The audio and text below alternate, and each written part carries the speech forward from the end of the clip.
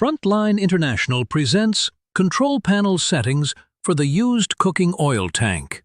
The task we will be completing is setting up the Caddy. Start by pressing Menu. Then enter service code 8098. Press OK. Now press Settings.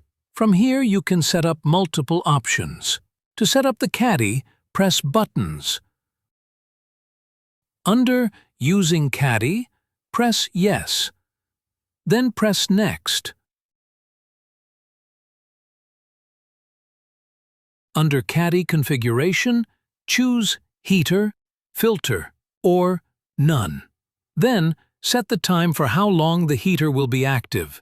30 minutes is typical. Press Done. The Preheat Caddy option now appears on the menu. Press the Preheat Caddy button, and Heat Progress will appear.